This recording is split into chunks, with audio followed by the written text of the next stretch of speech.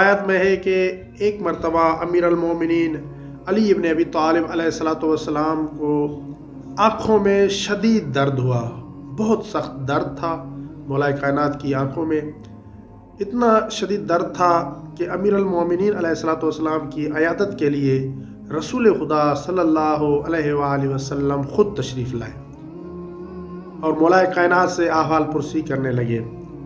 اور پھر رسول خدا نے وہاں پر ایک ایسی حدیث بیان کی، ایسی سخت حدیث تھی کہ مولا کائنات اس حدیث کو سن کر اپنا درد بھول گئے۔ رسول خدا صلی اللہ علیہ وآلہ وسلم نے اس مقام پر ارشاد فرمایا کہ یا علی ان ملک الموت اذا نزل لقبض روح الکافر نزل معه سقوط من نار۔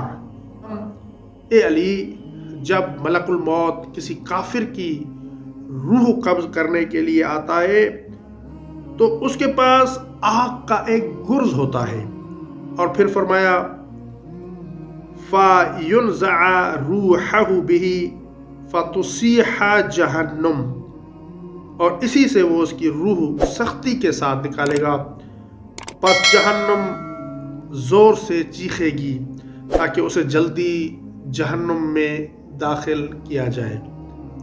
رسول خدا سے جیسے ہی مولا کائنات نے یہ حدیث سنی تو مولا کائنات اپنا درد بھول گئے اور اٹھ کر بیٹھ گئے، اور پھر رسول خدا صلی اللہ علیہ وآلہ وسلم کی خدمت میں عرض کرنے لگے،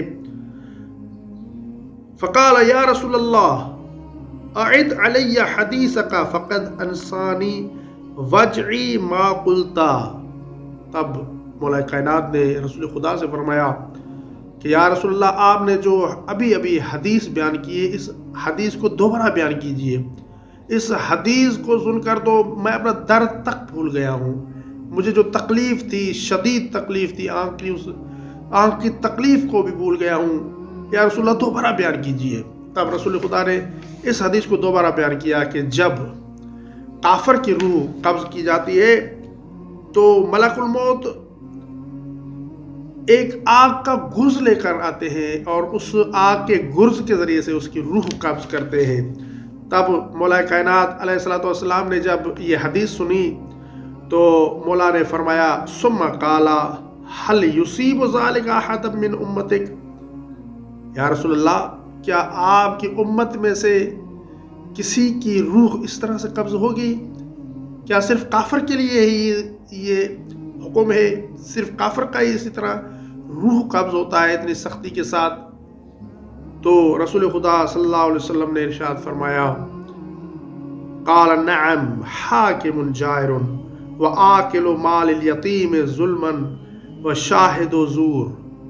تو رسول خدا نے ارشاد فرمایا کہ جی ہاں اے علی ابن ابی طالب علیہ الصلوۃ والسلام، جو ظالم حاکم ہوتے ہیں نا، ظالم حکمران، ان کا روح اس طرح سے قبض ہوتا ہے۔ اور دوسرے نمبر پر رسول خدا نے فرمایا یتیم کا مال ناحق کھانے والے، اے یتیم کا مال ناحق کھانے والے ہوشیار ہو جاؤ۔